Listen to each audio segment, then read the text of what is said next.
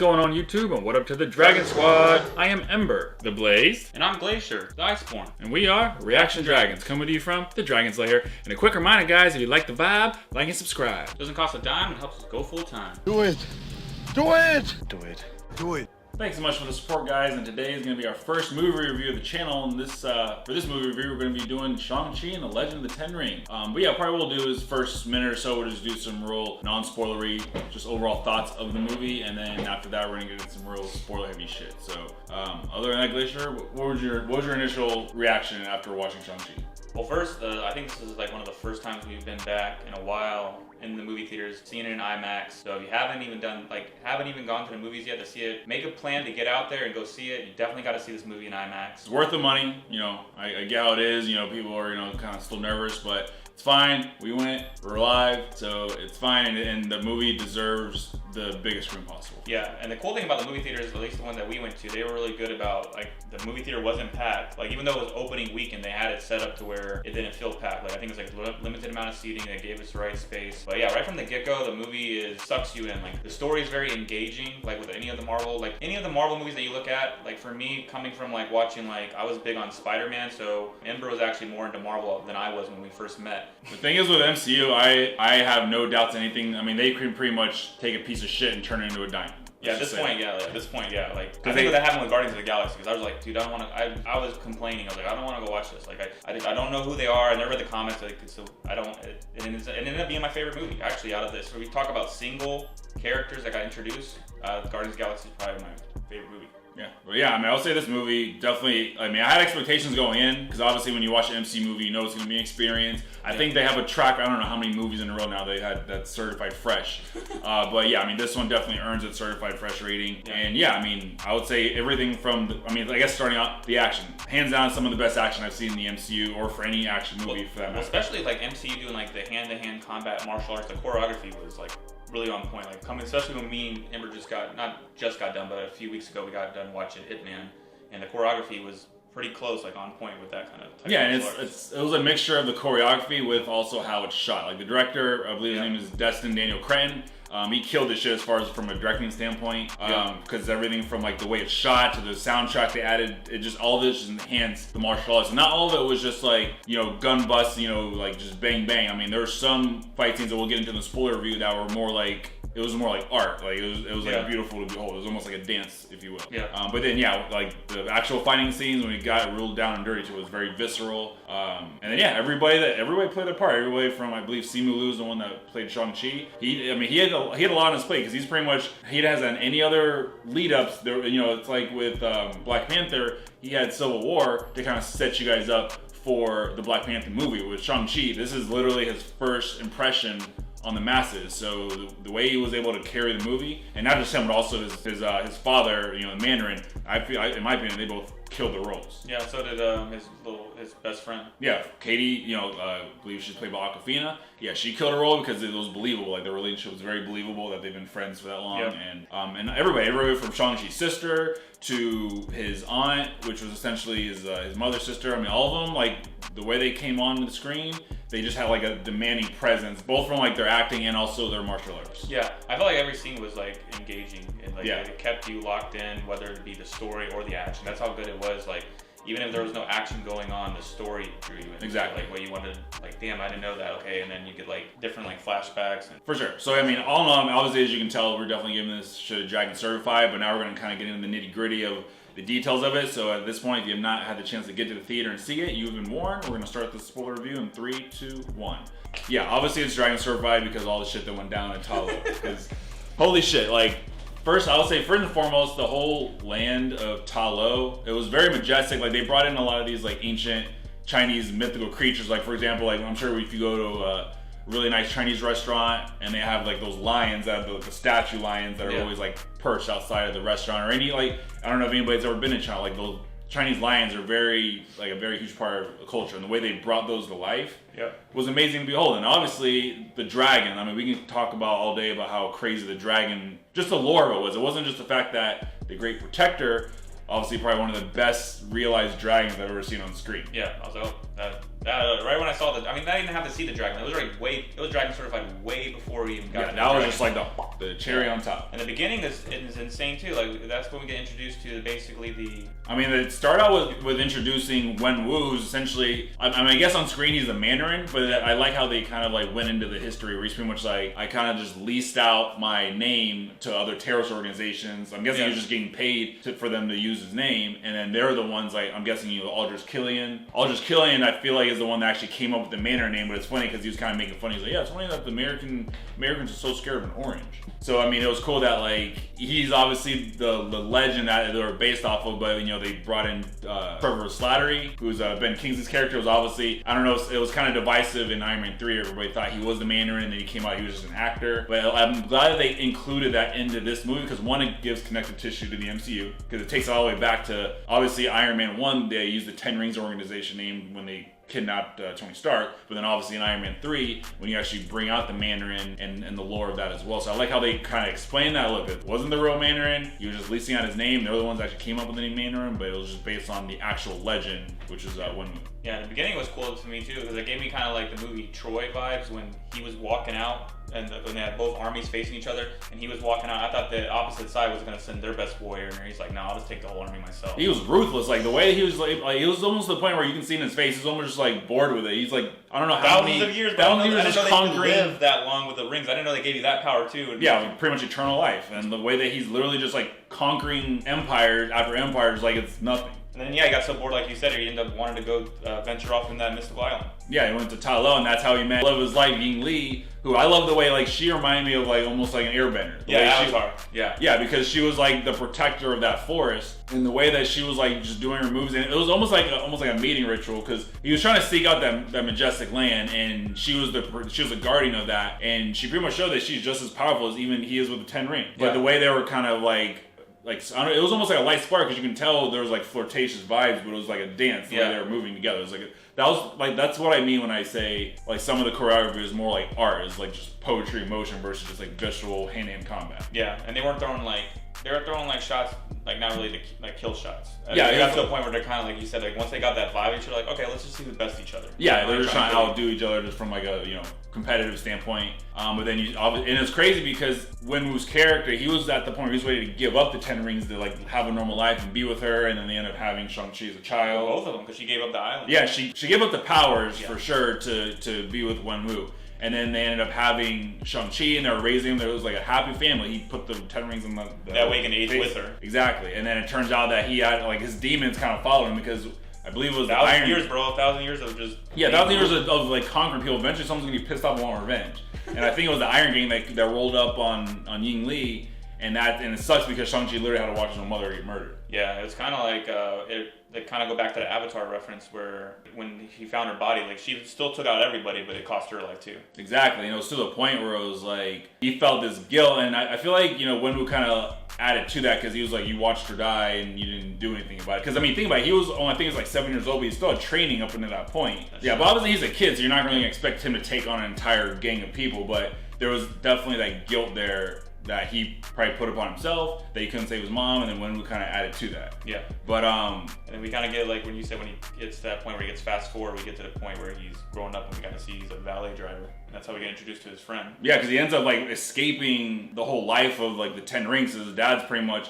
And it's crazy too because they go through the storyline where he's like 14 and his dad sends him on a mission to assassinate the leader of that gang that killed the mother. Yep. And we're under the assumption that instead of going through the assassination, he escaped and went to San Francisco and like lived a second life. And he didn't complete the mission. As Sean. And it's crazy, like towards the end of the movie, we finally get that reveal that he actually did go through it. So he was living with that guilt as well. Yeah. But I mean, it seems like him and his like best friend Katie were just living like this normal life. They didn't want to really excel. He just wanted to kind of just like be normal, not messed with. Let me just do a job that's fun. And well, the point where he's not even fighting back in high school, she had to defend him. He wouldn't even fight back to show his skills until we got to the scene. So that whole bus scene was crazy. We got that one guy, I don't remember his name. He's like, "Hey guys, it's us Reaction Dragons right here on the bus." Yeah, the dude that was like screaming. He's like, "Hey guys, since I'm pretty much a professional black belt and all this shit, I'm gonna go ahead and break it down and commentate as it goes along." And then that's crazy, bro. I'll give him hats off to him because even when the fucking bus was getting ripped in half, he was still there. Camera rolling steady. All right, he's real pissed off now. He's gonna slice this guy in half. Yeah, but I think like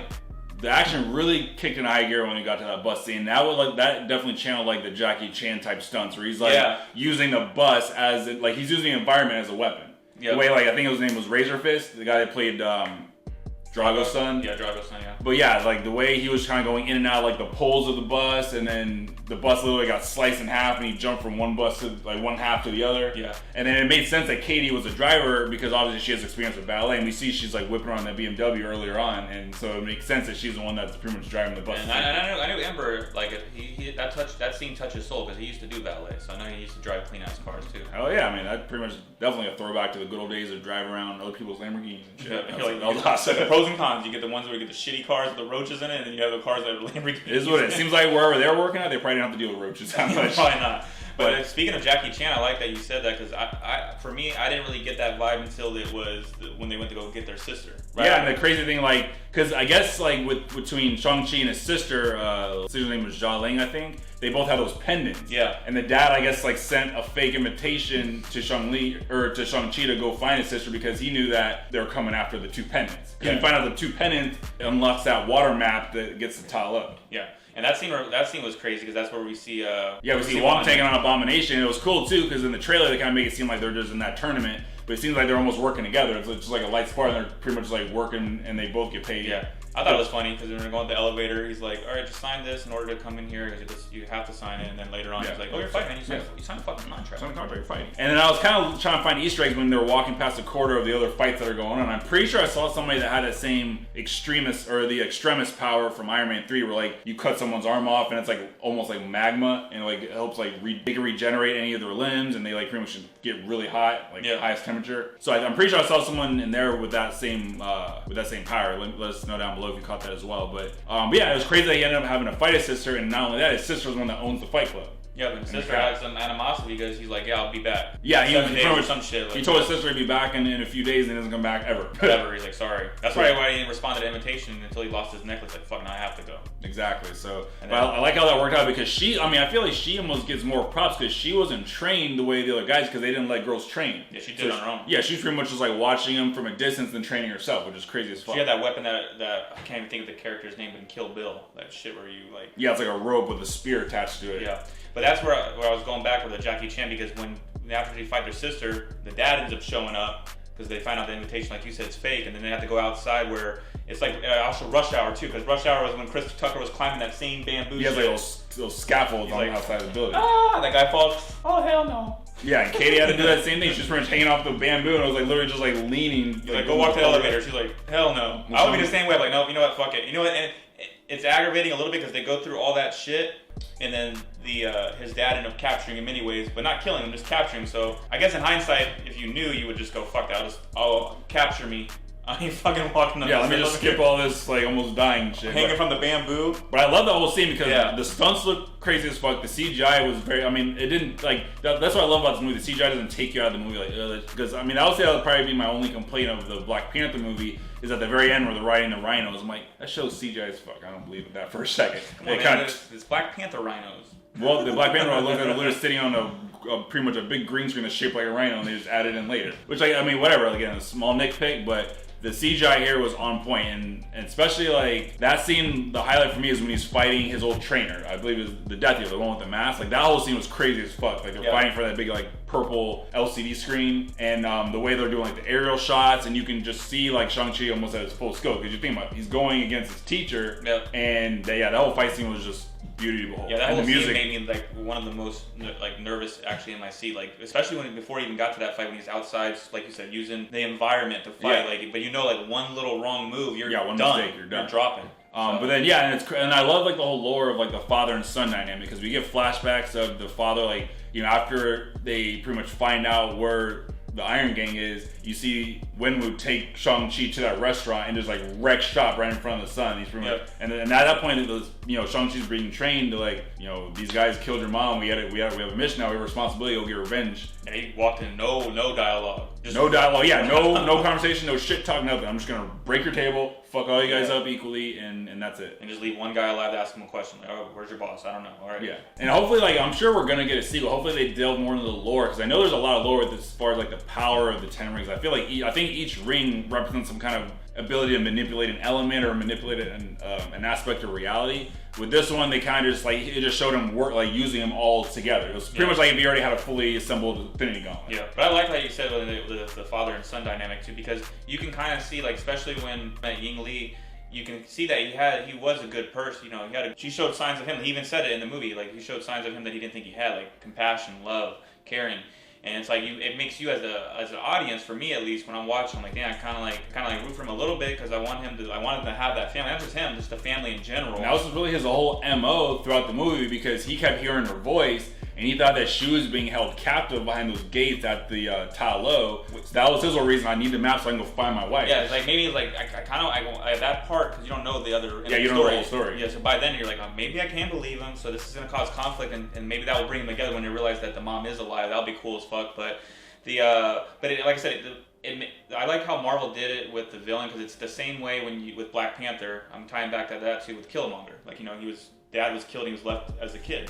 Yeah, he was just sympathetic. He just was dealt a really shitty hand, and he had his path was led with good intentions. Yeah, but he was just doing it. He was going about the wrong way. Exactly. Yeah. So I mean, I like how Marvel does that with some of the villains, where it's like, yeah, it's not just like because I'll admit some of their villains are kind of like cookie cutter, like I'm here to kind of take over the world, and that's my MO. But as of late, I feel like they understood that. They like when they go back to the writing table, they know we got to make these villains like compassionate, like like the Thanos. Obviously, is the best example that you like gets to the point you almost kind of agree with what Thanos is saying, and that's all MO. Yeah. But yeah, I mean, you have Killmonger, you have the Thanoses, and obviously you have Wenwu. And then other than that. I love how like when they brought in Trevor Slattery and he has that big fuzzball, like I guess like that mythical creature from Ta Lo with the wings. It doesn't have a head or face or anything. What do you call it again? I forgot his name. His name is Morris, I think. I got Morris. But they like Shang-Chi and Katie and them walk in, they're like, what the hell is that? And he's like, oh, thank God you can see it too, because he probably thought because he was all fucked up on drugs his whole grief. I thought that was the drugs. Locked in prison, probably like seeing shit like, alright, fuck, I thought I was seeing shit like, good, you're real. But then it's crazy that he can understand it. Yeah, he can understand what's talking, and it was crazy. Like he didn't. I thought he was just gonna be there for comic relief or just be there for a quick cameo, but he was kind of crucial because I mean he was more Morris than Trevor. But the fact that Trevor can communicate with Morris made him equally important when they're able to find a shortcut to get to translator for Morris. Exactly, and they were able to find this like a shortcut to get to Ta Lo without having to go through that froggy ass maze that they were originally seeing in the water map. Which the water map scene, by the way, was crazy as fuck. I thought he was like waterbending for a second too. I was like, shit. That was waterbending. Yeah, I'm good thing that Morris was on our side, man. He could have been like felt some type of way like. Good thing him and Trevor actually got along because Morris can turn left. The only question I have is like who would win in a fight between Morris and Momo? That's a good question for our Avatar viewers. Momo versus Morris. See, I can't even remember Morris's name, so I'm gonna say Momo. Morris probably has this like unlocked power because remember he's from a mythical land, so for all I know he lives forever. He probably has like the power of the dragon, but everyone knows that watches Avatar that Momo is the most powerful character in any show. I'll leave that where it is, but yeah, as far as Ta Lo, I really want to see that like realized into like an actual theme park. Because think about like we're from Florida, of course, so I'm a hop, skip, and jump away from Disney World. And one of my favorite parks is Epcot. And Epcot they actually have the World Showcase, and one of the countries they have is China. So it'll be real easy for them to take the whole China part. Because let's be honest, I mean that part is probably the least visited part of Epcot, just because like there's really nothing to do there. But if they turn that into Ta Lo, where they actually added some of those Shang-Chi characters, because it's a Disney property, so it'd be easy to do. Yeah. I really hope they do that because I would go back and visit that shit any day of the week because I love the way it was laid out, and I love the way they used the dragon because obviously you have the dragon lore because the Great Protector. He was having this like almost like a universal war between him and those the Dwellers. Dwellers, yeah. And that's a whole lore. That's when we find out that's actually doing the voice. Exactly, we found out that's the one that's mimicking Ying Li's voice, and that's what's tricking Wenwu to go save her because pretty much Wenwu was being tricked into breaking that dragon gate to free the Dweller. And he's got the power to do it because he's got the 10 rings. He's got the 10 rings to do it. And it's crazy how like I love how they like use not just like the Great Protector, but also like the weapons and the things that they use dragon scales for. Like Shang-Chi's whole outfit, like on the third act, is all made out of dragon scales, which makes that shit even more badass. Yeah. Their arrows are made out of dragon scales. They have like some of the staffs. The gate itself that's keeping the Dwellers keeping the Dwellers back is made out of dragon scales. Yeah, me and Amber had a field day when we got there. Oh my god. Dragon stuff, dragon teeth. The fucking lions are bad. Whatever they are, I don't know what you call them. I mean, I'll call them fucking lions. Shit. Yeah, all the creatures in that area were amazing. And I like Ying Li's sister. I think her name was Ying Nan. Yeah, she was the one that kind of like continued to teach Shang Li because I feel like he had the best of both worlds. He had the training from his father, and then also the training from his mother, which was passed on to his aunt. Yeah, he had that perfect like balance. Once he just had to find that balance. Yeah, he had to find that balance, and it came into play because at the end, when he fought his father at the end, he was getting the upper hand, and you could see like it was similar shots between when he was like, you know, going against his wife versus when he was going against the son, like the same angle, because he was using the same, I don't want to call it airbending, but like whatever that martial arts was, he was pretty much in. But it was before that, I thought it was funny because when the armies start fighting, that scene you're talking about, because the two armies are going at each other, the one guy, I'll call him I don't know, I'll call him the dumbass of the whole movie because he literally takes his little shocks the line, and the line looks at him like, bitch, really? Yeah, like, really? Smack the fuck out of him and like launched him through. But that scene was hilarious. But then, and I like how they like teamed up because like obviously they were at war with each other because the Ten Rings invaded Ta Lo. But then once those brothers came out to play and Razor Fist saw how they were just like soul sucking, everybody's like, actually we should work together. Yeah, we work together. Yeah. So I like how Marvel does that. They have that because you know it's like an intense ass situation. And he gets that fucking door open, like the way they build like this ominous thing that's dwelling. Like there's like a big ass motherfucker that's behind it that's controlling everything. Like it makes you like nervous, but they still have some comedy parts in there. Yeah, they know like they have really good comedic timing. It's not like if somebody's on their deathbed and someone cracks a joke, that would be stupid. But. Yeah, it's kind of like the same thing with in that scene or in that third act where Trevor's actually acting. He's laying down and he plays dead. And Moore's like doing his little squeaky noises, like, "Hey man, like shh, put on dead. performance. Come on, lay down." And like, and then even Morris gets in the act, which is funny. Yeah. But before even our boy starts turning it around on his father, that's where me and Amber got really high because his father actually punches the shit out of him or does some attack where he like launches him in the water. And that's how he's introduced to the Great Protector, and then he starts riding that shit like a fucking. He comes out with it, I'm like, oh shit! I thought when he showed the Protector, I'm like, okay, the Protector's probably gonna give him some powers or something. He's gonna go back up and whoop his dad's ass. I know that motherfucker was gonna come like, nah, wait. He's like, hold on, the Dwellers are here. All right. Yeah, it reminded me of Avatar when Homeboy rides like the big ass banshee and he pretty much like, I'm king of the castle, bow down to me type shit. That was like one of my favorite scenes because I mean obviously dragons, but just I love that he came out fighting, bro. I thought he was just gonna be like, here's some powers. Like that's really what I thought he was gonna do. And like I thought also maybe he's not even seeing the dragon, like it's the spirit because he's almost dead. He's drowning or something. Yeah, that motherfucker was coming out. He's like, no, the Dwellers are here. All right, bet I'm out. And the fact I love the way that the Chinese mythological dragons move because they don't have wings. I'm not even sure if they have arms. If they do, like really small, like T-Rex arms.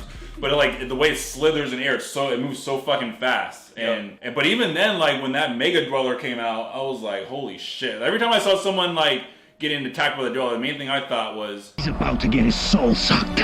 I love how even the dragon almost met his match against that Mega Dweller. Like, pretty much had his jaw when about to suck his soul too. I thought he was about to rip the face off, but he's getting the energy. He probably would have done after he got his energy. Yeah, if he would have got that. If he would have got that dragon energy, it would have been a wrap. It would have been at that point. It's like, all right, Captain Marvel, get here. Yeah, but I love how like I feel like the Great Protector can come into play, and like I feel like in the same way Ta Lo can be the new Wakanda. Because you remember how like they introduced Wakanda, of course, in Black Panther, but then that became a major set piece for Infinity War. That's literally where Thanos snapped, and that's where they had that great war. Yeah. I feel like whenever that next Avengers movie comes out, they could use Ta Lo as like a main battlefield, because I mean the Great Protector could take on probably some. If we end up being like some crazy celestial beings from the cosmic, I feel like Great Protector can hold his own against that shit. A dragon, yeah, I agree. The Great Protector, he can do some work, especially him combined with Shang-Chi. And like you saw it when they fucking combined their powers. Yeah, now Shang-Chi has the 10 rings. Well, I can't. I also got to give credit to Mrs. Hawkeye because she did get the arrow and that helped free the. Yeah, Katie had some trading too because she. I mean, I like how she wasn't just like a damsel in distress. She actually was given stuff to do. Yep. And also, she allowed Shang-Chi to reach his character because he told her about like that guilt he had inside when he admitted that he actually went through and killed the leader of the Iron Clan. Right. So I feel like she was there as his earpiece and she kind of helped him grow and continue his character arc at the end. She got that arrow shot that saved the Great Protector, and that pretty much they came back and exactly. Or even that fight between Shang-Chi and his father. I like that because then they were able to split the 10 rings. So Shang-Chi had 5 rings. Wen had 5 rings. So it was pretty much like. Until you got like the way it should be, like father and son battle. Yeah. But then Wenwu, like as he was getting attacked by the frog-ass Dweller, he was able to sacrifice himself for his son and give him all the rings. I like that because it at least gave closure to where it was sad, but it gave closure to their son. Like, he didn't really want beef with his son, and his son didn't want beef with the dad. It was just kind of like I mean, they loved each other. At the end of the day, it was just like shitty circumstances. He wanted to bring his wife back, and he was just willing to do anything to do it. And he just wasn't buying. He's like, no, bro, I hear her voice. So, yeah, I mean that was tragic, but now it's crazy to see because now I'm sure that means that Shang-Chi's eternal because he has the 10 rings, so I feel like he can live forever now. Yeah, and what's crazy, like after that scene, is we can find out there's like a fucking homing beacon. Yeah, like now we can get to the end credit scenes, which are crazy as fuck. So the first end credit scene, well, kind of started towards the end of the movie where they had like that running joke where like Shang-Chi and Katie were having dinner with their friends. Yeah. And they would go on this like long story about like their adventures and stuff. And they did it earlier in the movie. At the end of the movie, they're literally going through the whole storyline of how they rode dragons and they took on these soul suckers. And yeah, I'd be like their friends too. I'd be like, oh fuck you guys. All right, you guys are dragging you out. Like you could have stopped that when you got to the whole sister's palace. Yeah, like, you think I'm an idiot. And then you see Wong go through his little portal and he's like, oh, I need you guys to come back to the sanctum. Yeah, and they're like, all right, anyways, guys, we'll catch you later. Next Saturday. Wait, how long on? 2 weeks? All right, see you in 2 weeks, guys. Yeah, exactly. And then they start going into the history and you see Captain Marvel and you also see Bruce Banner, which is crazy because now he's a human. Because remember in Endgame, he found a way to mesh it to where he was pretty much like a smart Hulk. Yeah. So I want to know, I don't know what happened to make him turn back into a human. Maybe they'll... Was he injured too? We saw the arm sling because he snapped his finger. Oh yeah, that's right. But I don't know, because I know there's a She-Hulk series coming out, so I don't know if they're going to explain why he turned back into a human. But they were like Wong was analyzing the history of those 10 rings. And he saw there's some kind of homing beacon. Yeah. So and we don't have any idea how old those rings actually are, because we know when we finds them, thousands of years ago. But where did he find them from? Yeah. He kind of kept that like a mystery of where he got them from. And I have a feeling they were forged by some celestial beings, if I had to guess. Yeah, I honestly have no idea. But they're calling the rings are calling out to something. Hopefully it's not like a Lord of the Rings scenario where like they're attracted to their maker and the maker's like some horrible celestial being. It's like, oh, it's actually... And that's just setting up like a future Avengers. Or future phase, like... Actually, sorry, this is for Galactus. That'd be crazy if you see like a flashback Galactus has fucking 10 rings on his finger. Like, oh, like fucking Super Bowl rings. Yeah, but I definitely want to see where that goes. And obviously, I love how we see Shang-Chi's sister. She pretty much is controlling all the 10 rings, and she used it to kind of replicate what she did in Macau, where she has her own female fight club to kind of get back that they didn't let females train. Yeah, and I'm guessing they're gonna have some like crazy ass tournaments. So who knows? That'd be cool if they made that into like a TV series. I don't know if they make it a movie, but they follow her story through like a TV series and have like crazy ass like matchups of like random MCU characters. Yeah. But yeah, I mean overall, like I said, the movie had like very great pacing, and it wasn't just all action. They set up the action scenes well, but there were plentiful action scenes, and all the set, like the way they set them all up was just beautiful. I'm pretty sure we're gonna end up watching that movie like 2 or 3 times, and we'll probably find new things that we love about it each time we watch it. But yeah, I mean, what can you say? I mean, the acting was on point. Everybody involved killed it. The storyline was very immersive. The CGI was some of the best, like top tier MCU CGI. And that's the great thing about it. Like now that we're getting into, not only are we getting into Phase 4, but we're getting into this like all this new technology that we just have out, where the CGI is gonna get better. Yeah. Like you look at Mandalorian and Loki for that matter. They have that shit, the volume, where it's literally these big giant ass screens they can use instead of green screens just to make the landscapes that much more immersive. Yeah, more immersive, more believable. And Disney and MC pretty much have blank checks. They can literally do whatever they want. So they're going to be at the forefront of all this technology as it's coming out. So I feel like, especially since we're going to get in the cosmic realm, especially with the Eternals, with the new Captain Marvel movie, I love that we're going to be getting these crazy cosmic stories combined with the groundbreaking CGI. It's going to be crazy. But overall, this movie had everything, and I can't wait to see it again. Final thoughts, Glacier? Yeah, final thoughts. I love the movie. Like I said, the soundtrack was on point, the acting was on point, the storyline was on point. Like everything was on point. Like I said, I'll give it a 10 out of 10. Definitely go see it if you haven't seen it. Don't wait for it to come out on Disney Plus. Like go see it in IMAX when you can. Make a day of it. As far as ranking individual movies, I'm kind of interested in what the Dragon Squad thinks too. As far as not obviously if I had to pick a favorite movie, it's gonna be probably Infinity War and Endgame, because that was the epicness of that. I don't think that's gonna be. I don't really compare that. I don't compare it to those because it has everybody. If we're talking about individual characters, like the first Iron Man or Captain America, stuff like that, this is probably tied for number 2. Number 1 for me, just in the moment. Like I said, I was going in with no intention of liking the movie at all. Was Guardians of the Galaxy, and it blew me away with the soundtrack, Peter Quill, and all that. So this one's probably tied with number 2 with Black Panther, and then number 3, which is really close, is Doctor Strange. That's my ranking. I want to know what Ember's ranking is here too in a little bit, but yeah, no questions asked. Obviously had a fucking dragon in it, dragon certified. Yeah, absolutely. I mean, I don't know, it's hard to say because we've had so many movies, and I can't say even people hate on Thor: The Dark World. I love how some of the newer shows are kind of making Thor: The Dark World an important part of the MCU. Not saying it's gonna be in my top 5 or anything like that, but I'm just saying it's hard to kind of rank the movies as far as my favorite. But I mean, all the movies that are directed by the Russo brothers, Winter Soldier, Civil War, Infinity War, and Endgame, I feel like those are always in a whole spot in my top 5, or if nothing else, my top 10, just until we start getting these next level shits. I'm sure like once the Eternal comes out, that's gonna probably, I don't know, I feel like that might break into my top 5. What about individual characters? Just like not as even. far as like origin stories, I would say this is probably top 2 or top 3 origin story. I was a sucker for Doctor Strange too because I love the whole mystic art side of it, and the visual effects in that movie were crazy as fuck. But I don't know, man. I would think like as far as story, if you take like the sum of its parts, like the story, the action, the CGI, and the fact that he made this impression right off rip, like no other introduction to any other movie, I'd probably put it in top 2, top 3 for sure. Top origin story movie. I mean, I feel like Iron Man, I gotta put it up there because it set in motion everything that followed it. It was like literally the pioneer, and plus it was a great movie as well. But I would say like definitely had the best fight scenes. I would say definitely the best action scenes in general. Like hand-to-hand combat for sure. The hand-to-hand combat, and then yeah, like I said, the CGI was some of the best CGI I've seen. But I mean, yeah, we're obviously gonna be biased because there's dragons in it. But yeah, I'll probably say no less than 3. But that's not taking away from anything that is. I'm not saying it's a perfect movie, but in terms of like all the check boxes hit, I can't help but not give it a 10 out of 10. You know what I mean? Said Dragon certified, fucking hit it. And there you have it, guys. Another one in the books. The real question is, what did you guys think there in Dragon Squad Land?